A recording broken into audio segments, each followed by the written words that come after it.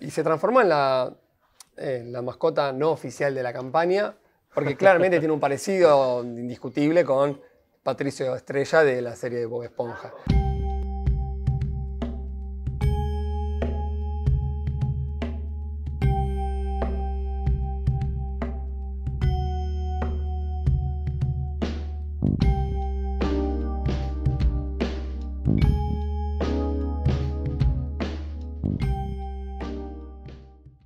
Hace algunos días, miles de argentinos viajamos a las profundidades del Océano Atlántico sudoccidental, justo frente a las costas de Mar del Plata. Ese viaje fue posible gracias a una misión que emprendieron científicos del CONICET en conjunto con la Fundación Schmidt Ocean Institute, que gracias a un submarino manejado a control remoto, descendieron a 3.900 metros de profundidad y nos mostraron la fauna marina que allí habita. Ese streaming en vivo alcanzó el récord de 18 millones de reproducciones en plataformas digitales, lo que transforma esta misión no solamente en un logro científico, sino también en un hito en cuanto a la divulgación de la ciencia. Y para hablar de esta especie de fenómeno popular y para también saber qué hitos científicos se alcanzaron, estoy con Daniel Laureta, que es biólogo del CONICET y fue el jefe científico de esta misión. Bienvenido, Daniel. Hola, ¿cómo estás? Muchas gracias por la invitación. Bueno, aquí en Conversaciones siempre comenzamos con una pregunta que es ¿qué te trajo hasta aquí? Que apunta un poco a tu trayectoria personal. ¿Qué te acercó a la biología? Y me gustaría que me cuentes dentro del universo de la biología qué es puntualmente tu área de estudio. Mira, creo que lo que me trae acá, o sea, un poco todo lo que termina confluyendo en esto, en la expedición, es la curiosidad. Siempre me gustaron los animales de chico, al menos mi recuerdo siempre es ese, y me interesa mucho saber los nombres de las cosas, los nombres de los animales. A medida que fui creciendo, cuando dice, bueno, hay que estudiar algo para trabajar, quería ser veterinario, pero cuando crecí un poco más me di cuenta que yo no quería cuidar animales, yo quería estudiar sobre los animales. Y no recuerdo cómo, llegué a la biología.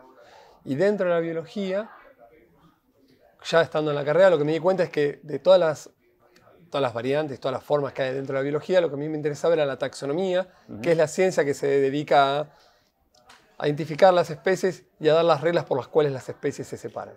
Entonces, en algún punto, mi motivación siempre es eso, digamos, saber cómo se llaman las cosas y cómo se separan unas de otras. Después se fueron agregando otros intereses, obviamente, la biología reproductiva, la evolución, filogenia, la ecología de los organismos, es muy interesante, pero eso es un poco lo que me cruza. Y me di cuenta estando en la facultad que en realidad me interesa saber qué son las cosas más que los animales, porque cuando cursé introducción a la geología, ya estaba como en el tercer año de la carrera, me di cuenta que tranquilamente podría haber estudiado, por ejemplo, mineralogía, que era hacer lo mismo que hago yo con animales, pero con minerales o rocas. Entonces, ahí me di cuenta que es la curiosidad por el conocimiento lo que me mantiene así interesado en las cosas.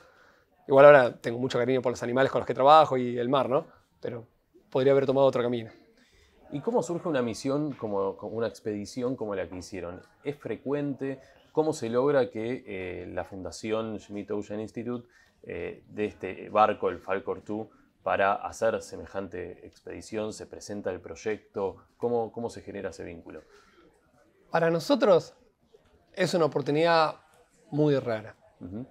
Y si bien alrededor del mundo hay varios barcos que tienen un manejo similar, o sea que los manejan instituciones privadas sin fines de lucro en general y que van haciendo investigaciones, en general no es posible que cualquiera haga una presentación para decir, mira, tengo este proyecto y queremos hacer esto en esta zona. O al menos si ocurre eso es como más, no es tan conocido. Entonces es necesario tener algunos contactos o saber que algo está ocurriendo para poder hacer una presentación. Básicamente porque uno no sabe en qué área va a estar trabajando el barco. Entonces si vos tenés una propuesta muy buena, pero el barco planea trabajar en el Pacífico Norte, bueno, claro, entonces ahí no tenés oportunidad. Entonces fue una cosa, no sé si extraña, pero al menos un cambio que hubo en la fundación, que hicieron público el plan de trabajo, ¿sí? Desde 2024 hasta el 2033 creo que está sectorizado el hemisferio sur, con distintas regiones en donde ellos piensan estar trabajando.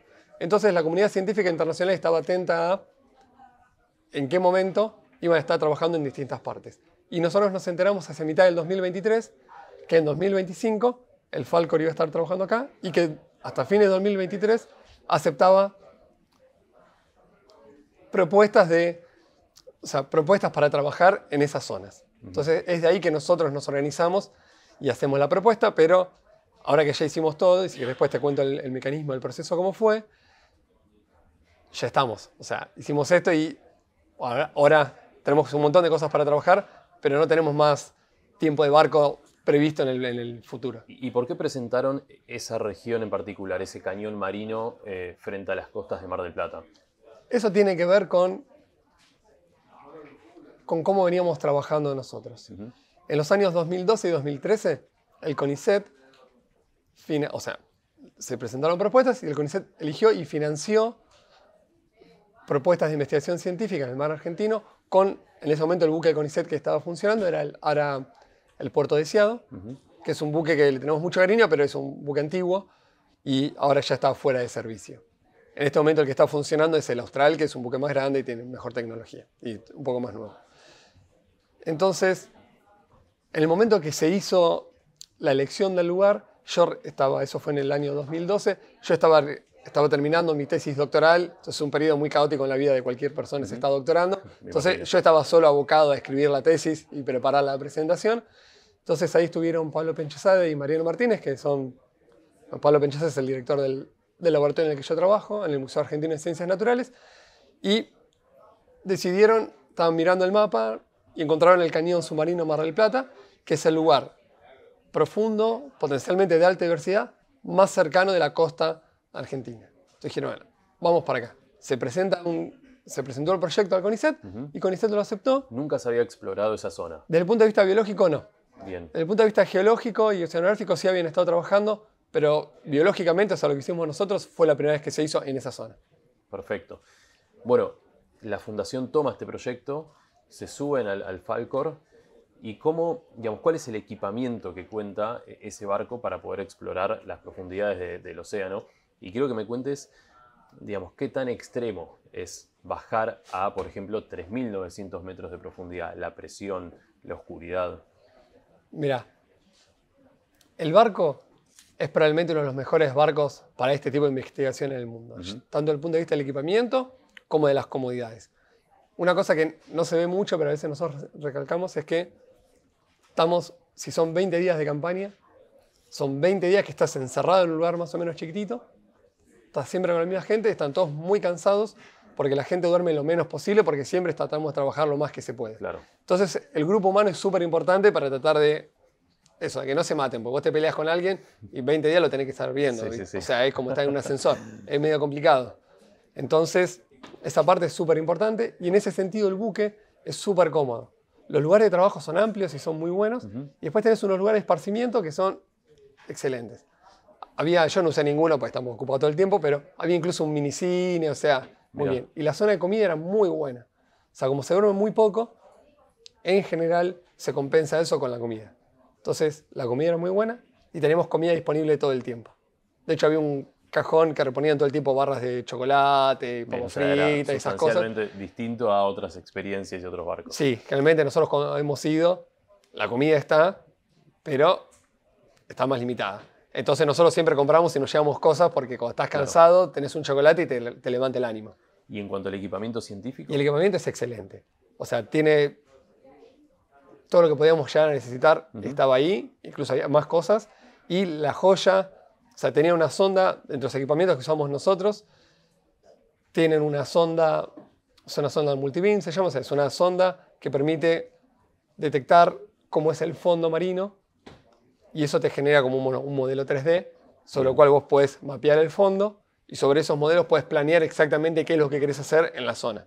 Entonces nosotros teníamos una serie de puntos y la morfología de los cañones es compleja, porque cuando es una superficie plana, bueno, es una superficie plana. Pero el cañón tiene paredes y las paredes son irregulares. Entonces, haber podido pasar con el barco y mapear esa zona nos permitió planear la inversión con una precisión muy, muy alta. Y en este sentido, El ROV, o sea, el vehículo operado remotamente, que se llama Subastian, eso es una cosa de otro mundo.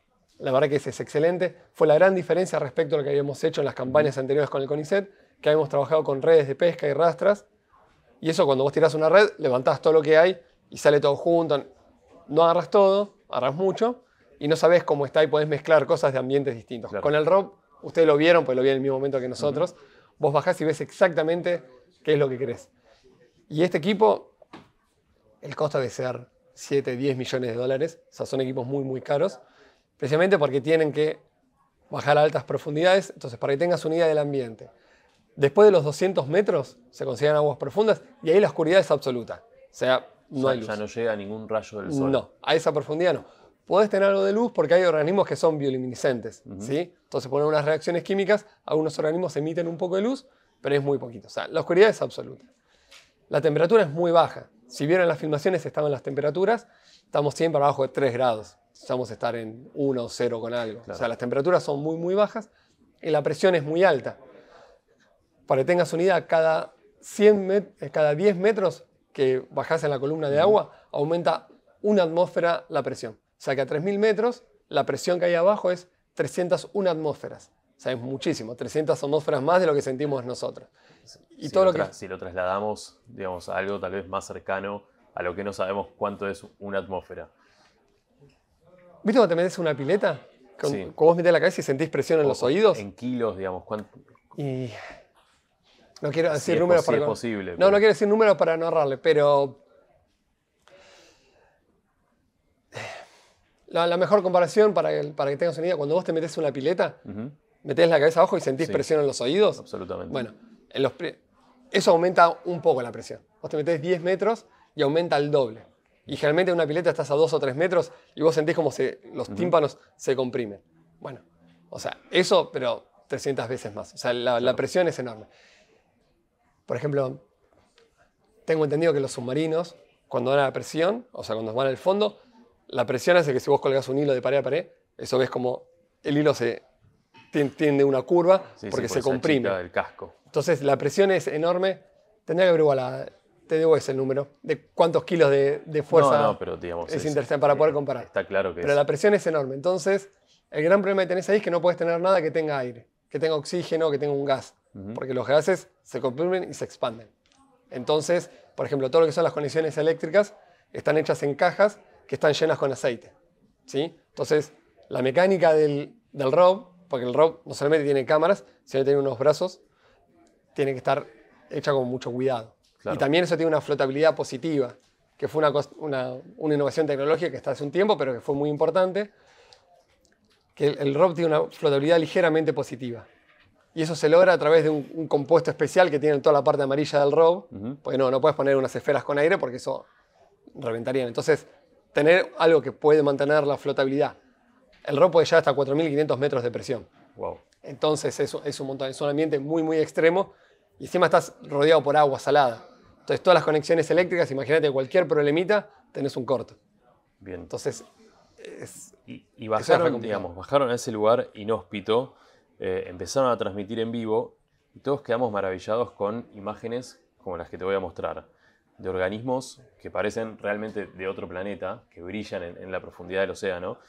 Entonces yo te voy a mostrar un video y la gente del otro lado va a ver el mismo video en la pantalla. Me gustaría que nos puedas describir, digamos, qué es, por ejemplo, este organismo. También ese es un organismo, ahí lo que se ve es un organismo filtrador y forma como si fuera una casa alrededor suya y filtra. Entonces ahí lo que se ve de estos organismos... Un organismo filtrador. Sí, y generan como... Y por eso ahí ven que se desarma, porque es como una estructura muy, muy friable, o sea, muy, muy endeble, pero en cuanto... Eso está, en las zonas esas son muy tranquilas, hay muy poca corriente, entonces está filtrando pequeñas partículas, ¿no? Y de eso se alimenta. Y eso se alimenta, es como un gran filtro que tiene este organismo. ¿Y de qué está compuesto? Es materia orgánica y pequeñas partículas que están en suspensión. Como si genera un moco, digamos, y con eso va aglutinando cosas. ¿Y por qué el brillo? Ahí es por la cámara, probablemente.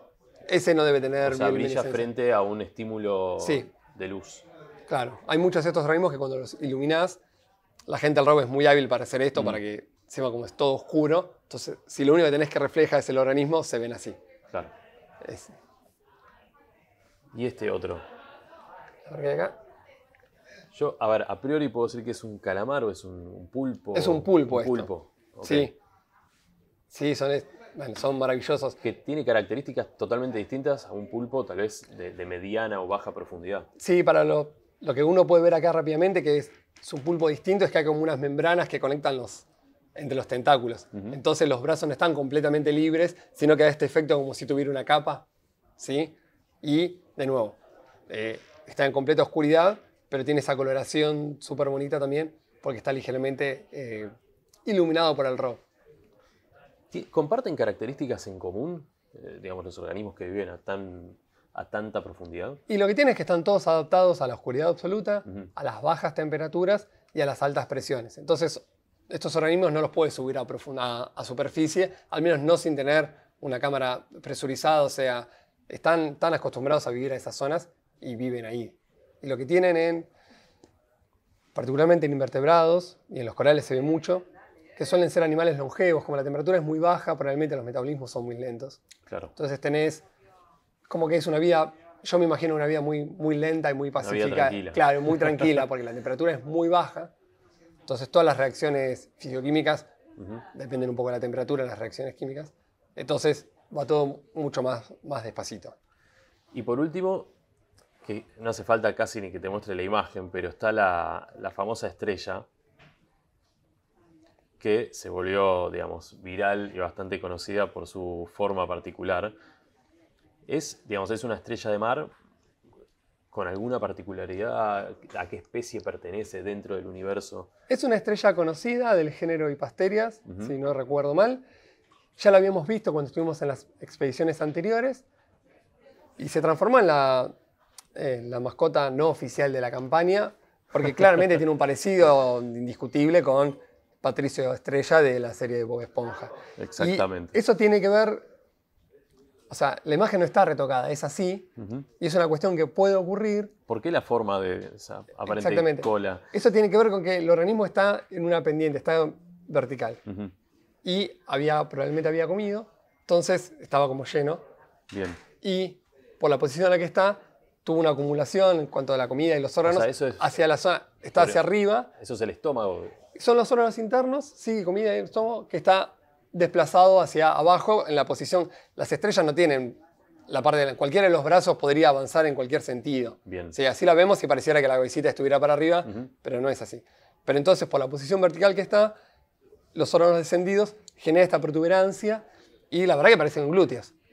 Así es. Es exactamente así. Y un dato interesante es que encima la cámara es excelente. Que la serie Bob Esponja, si no tengo mal el dato, fue hecha por un biólogo marino. Entonces es muy posible que la estrella que da origen a Patricio sea una estrella del mismo género. No la misma especie, pero sí del mismo género. Entonces por eso es tan similar. Súper interesante. Porque está hecho sobre animales reales los dibujos. Qué bueno. Qué datazo. Y bueno, empezaron a transmitir esto en vivo. Y recuerdo de una conferencia de prensa donde te escuché que en general los views, digamos, no son muy altos. Pero acá la gente se empezó a sumar. Y de repente eran 1000, 10.000, 50.000. Creo que llegaron hasta 80.000, 90.000 en vivo. 92.000, algo es el número más alto que yo vi. Impresionante. ¿Qué sensación les generó ver que el número iba subiendo y que por supuesto esto se iba replicando en las redes? Te quemaba el teléfono porque todos te pedían entrevistas. Digamos, ¿cómo fue esa sensación de hito en la divulgación científica? Fue una cosa bastante extraña. Nosotros habíamos estado averiguando, ¿no? Y la parte de la comunicación de la ciencia es muy importante para el Schmidt Ocean Institute, porque es un poco la contraparte de lo que nos pide a nosotros. Ellos ponen el barco, y la gente, y todos los equipos, todo lo que necesitamos. Claro. Nosotros ponemos la gente y la parte científica. Y para que tengas una idea, un buque de este estilo debe costar entre 100 y $125.000 por día el alquiler. El barco este no está en alquiler, pero entonces la campaña en tiempo de barco tiene un costo de $2,5 millones más o menos. Es un montón de plata que están poniendo, ¿no? Y lo que ellos quieren a cambio es la comunicación. Y entonces los videos que tenían normalmente, el máximo de gente que tenían conectada era algo así como unas 800 y algo de personas. Cuando nosotros estamos armando en el equipo y dije, bueno, tenemos que llegar a 1000. Nosotros queremos ganar el récord. Queremos tener el récord. Somos argentinos. Queremos ser campeones. Somos 25. Bueno, cada uno tiene que meter más o menos 50 personas entre familiares y amigos. Bueno, conéctense, estudiantes. Tenemos que llegar a 1000 personas. No es tanto. Sí, sí. Así, todas las primeras veces teníamos 200 personas, 300. O sea, empezamos flojito. Y de a poco eso, no sé cómo la gente se fue enterando, pero eso fue escalando. Y para el cuarto o quinto día ya teníamos como 10.000 personas y eso explotó. Y explotó la cantidad de gente mirándolo e interactuando en el chat. Y un poco antes alguien de la prensa se había enterado y nos empezaron a llamar. Yo hice, creo que la primera entrevista la hice a las 4:30 de la mañana. Como trabajamos todo el día, daba lo mismo el horario. De un programa, me llamaron. ¿Habías dado alguna entrevista alguna vez? Jamás. Jamás. No, sí, una vez había hablado por radio, por una cosa por Corales, pero después somos completamente ignotos nosotros. O sea, lo que trabajamos no tenía mucho interés. Y me llamó una productora que no sé cómo consiguió mi teléfono. Dice, ¿estás interesado en una nota? Sí, 4:30 de la mañana. Era como el mediodía para mí, no hay problema, dale. Vamos.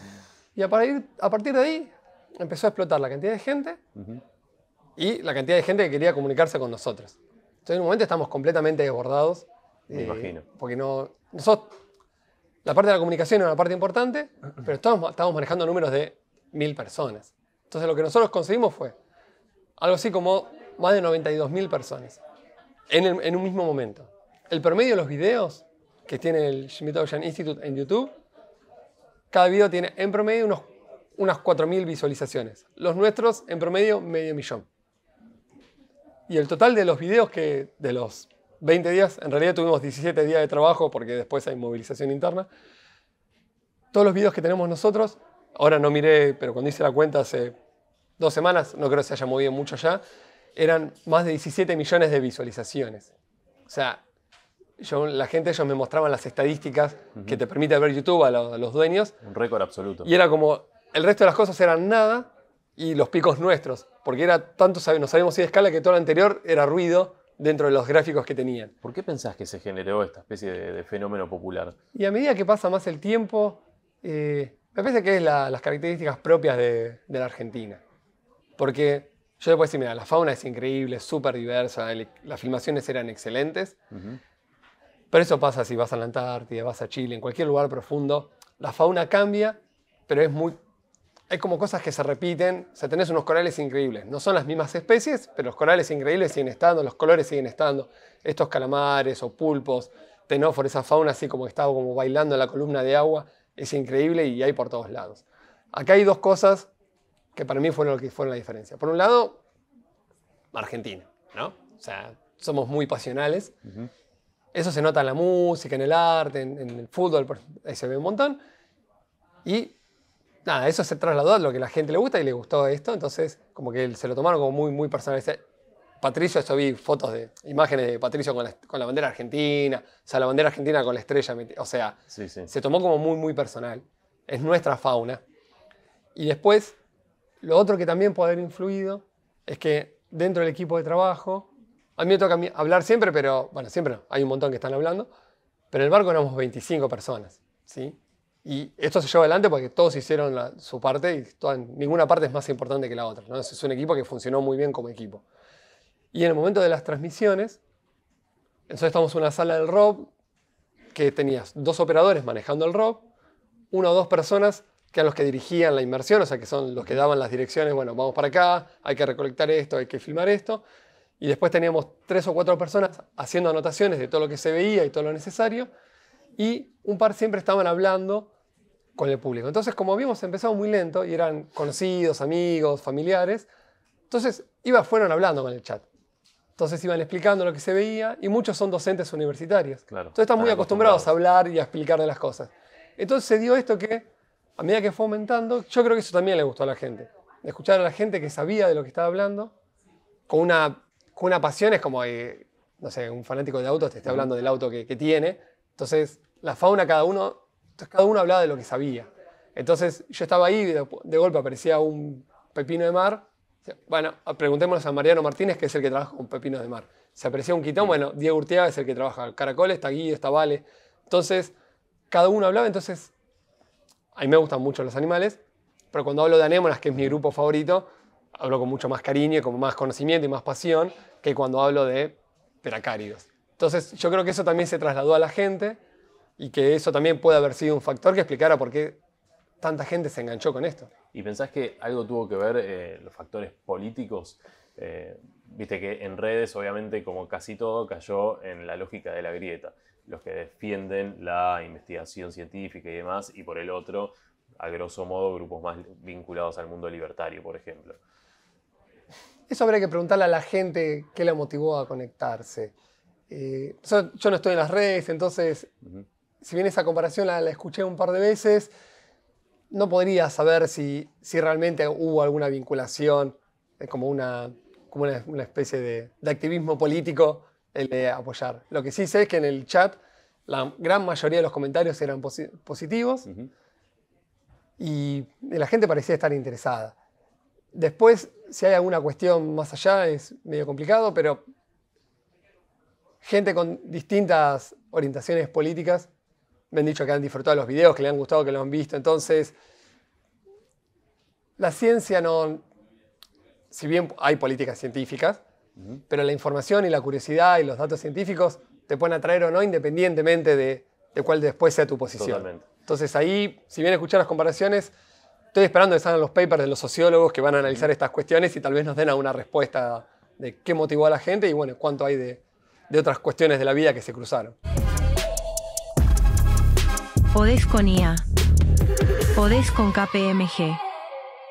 Y en términos científicos, ¿encontraron nuevas especies o todavía falta para saber eso? Porque hay que analizar las imágenes, hacer un trabajo más profundo. Desde el punto de vista científico, la campaña fue un éxito, porque pudimos hacer todo lo que teníamos planeado. El objetivo principal de la campaña era estudiar la diversidad de los invertebrados marinos y peces en la zona del Cañón Mar del Plata. Y después había objetivos secundarios, que era el estudio de microplásticos, basura submarina, ciclo del carbono, química del agua, cuestiones de los sedimentos. Entonces, eso se cumplió espectacularmente bien. Y para confirmar que una especie es nueva, hay todo un trabajo de laboratorio que hay que hacer, que hay que encontrar los caracteres que definen las especies y que las separan de los demás. Esa es la parte divertida de la taxonomía. Y hay una parte compleja que es que vos tenés que comparar contra todas las especies del mismo género, si tenés suerte, y cosas parecidas. Y eso puede tomar mucho tiempo, ¿no? Depende de qué tan conocido es el grupo. Yo cuento una historia de que tenemos una especie potencialmente nueva que tiene una estudiante que está haciendo el doctorado, Jessica Rizaro, pero es muy parecido a un ejemplar que está cerca de Japón y que el ejemplar está depositado en Rusia. Y hasta que no podamos estar seguros, o sea, necesitamos ver el ejemplar de Rusia. Y es complejo porque no tenemos un contacto cerca, entonces capaz hay cosas hay cosas tal vez las tenés frenadas años. Pero a priori, con el conocimiento que tenemos previo y demás, podemos arriesgar, y me puedo equivocar, pero a priori pareciera que hay al menos unas 50 especies nuevas para la ciencia en la zona. Después estudiando puede ser que haya más o que bueno, hay algunas menos. Pero al menos parecía que hay un montón de especies nuevas ahí. ¿Cómo se le pone el nombre a una especie? Bueno, eso es muy divertido, bueno, al menos para mí. Así como tenés el Código Civil, viste que tenés las reglas que manejan la sociedad, el comercial, bueno. Hay un código internacional de nomenclatura zoológica. O sea, hay todo un sistema de reglas por el cual vos le podés poner, cuando decís que algo es nuevo, cómo le pones nombre. Entonces las especies tienen dos nombres, si habrás visto. Nuestra especie, por ejemplo, es Homo sapiens. Homo es el nombre del género y la especie nuestra se llama Homo sapiens y sapiens se llama epíteto específico. Bueno, ese segundo nombre, cuando vos encontrás una especie nueva dentro de un género conocido, lo elige la persona que descubre la especie. Entonces, cuando vos decís, estudié esto, este vaso es distinto a todos los otros vasos, y yo como taxónomo creo que es un vaso diferente, le tengo que poner un nombre que sea único y diferente a todos los demás. Entonces cada uno tiene distintas formas para elegir ese nombre. A mí me gusta hacer dedicaciones personales. La primera especie que escribí se la dediqué a Argentina, por ejemplo. Tengo una especie dedicada a mi hijo. Cada uno elige. A veces usan cuestiones morfológicas. Hay gente que le gusta el fútbol, hay una especie dentro del... Un molusco, se describió hace poco con gente del laboratorio donde trabajo yo, y se le cae una Maradona. Entonces se lo puede dedicar a tu mamá, a tu papá, claro. Una chica, Jessica, es de un pueblo en Patagonia, se llama Pomona, y le dedicó la especie que encontró a su pueblo. A su pueblo. Entonces para el pueblo fue toda una revolución porque es hay una especie animal que tiene un nombre del pueblo. Entonces es como una especie de un homenaje que uno sabe que podemos hacer hacia lugares, seres queridos o circunstancias que hayamos vivido. Y de acá para adelante, en cuanto, por ejemplo, a cuestiones presupuestarias, ¿cuentan con las herramientas? Porque mucho se habla del tema. ¿Cuentan con las herramientas para seguir investigando, para tratar de hacer otra expedición parecida? Son dos aspectos diferentes. Nosotros tenemos un presupuesto mínimo con algunos fondos para cumplir con estos objetivos que te dije. Bien. ¿Sí? Pero los fondos que tenemos son los mínimos indispensables para poder hacer el trabajo. Obviamente necesitamos más fondos para poder hacer más cosas y hacerlo mejor. Entonces, típicamente los análisis moleculares son muy caros. Entonces, nosotros tenemos un proyecto internacional. Entonces, a una parte para algunos grupos está cubierto, pero para otros no, y estamos buscando activamente fondos para eso. Lo que es el trabajo taxonómico no suele ser muy caro, pero a veces es necesario viajar a otros países para ver si encuentran dónde está el ejemplar en Rusia, probablemente hay que ir a verlo ya.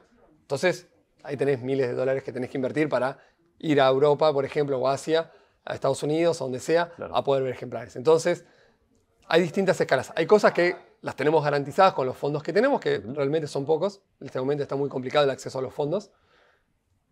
Y hay un montón de cosas que están a la espera de conseguir fondos para poder avanzar. Y en ese sentido, el tiempo del barco es muy caro. Pues mover los barcos, imagínate lo que cuesta eso mover solamente en combustible.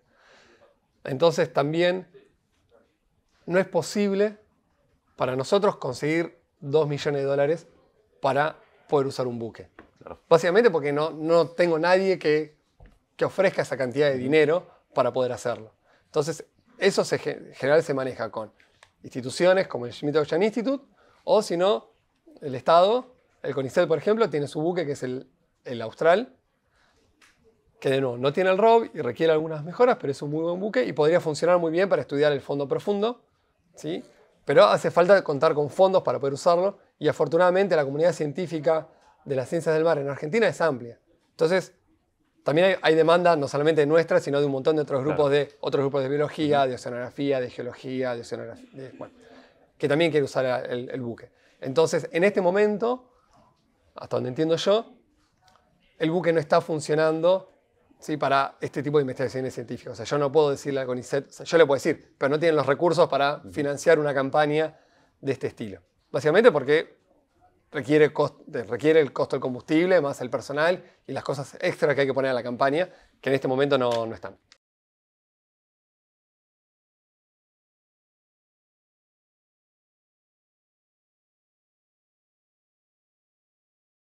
Daniel, para terminar, te voy a hacer algunas preguntas que tienen que ver con vos y ya te saco del mundo científico. Toma un poquito de agua. Rasgos de personalidad y algunos gustos en particular, vinculados a la música, a libros. ¿Cuál dirías que es tu mayor virtud? ¡Qué pregunta! No sabría, habría que preguntarle a los demás. Yo creo que, al menos algo que me gustaría que fuera mi virtud, y no sé si será, es que cuando me gusta hacer algo, pongo todo en eso. O sea, creo que tengo un buen nivel de compromiso con las cosas que me gustan y que hago. Entonces me parece que eso es una buena virtud. No sé si es la mejor, pero creo que eso tengo. ¿Un libro que te haya emocionado, que te haya gustado? Mira, voy cambiando con el tiempo. En un momento estuve mucho metido con los libros de historia. Me encantó leer a Pepe Rosa. Y La Guerra del Paraguay me voló la cabeza. Ese libro, la verdad que fue una historia muy distinta a lo que yo había estudiado en el secundario. Y después me gustan mucho los libros de fantasía, Harry Potter, por ejemplo. Cada vez que viajo llevo alguno para ir leyendo. Y ahora me enganché mucho todavía no terminé, con El Conde de Montecristo, por ejemplo. Que es una historia que me encanta. Entonces voy yendo entre libros de historia, fantasía, literatura un poco más clásica. Voy variando. No tengo cosas favoritas. Como que en ese sentido, voy variando mucho en función del momento. Y para trabajar en el laboratorio, por ejemplo, ¿qué música te pondrías? Silencio. Silencio, perfecto. Me odian mis compañeros porque si ponen radio y eso, depende un poco del trabajo. Si estoy editando imágenes o cosas que no hay que pensar, puede haber algo de ruido de fondo. Prefiero a la gente hablar. La música, a mucha gente la música lo ayuda a concentrarse, a mí me distrae. Pero cuando quiero escuchar música, me gusta la música clásica, me encanta Bach, por ejemplo, o me voy al otro extremo al heavy metal. Bien. O sea, es una cosa media extraña, Sí, punto pero de nuevo, depende un poco del estado emocional. El heavy metal como que me llena de energía y ganas de hacer cosas. Muchas gracias, Daniel, por haber venido y felicitaciones por el trabajo. Muchísimas gracias por el placer. tiempo y por la invitación.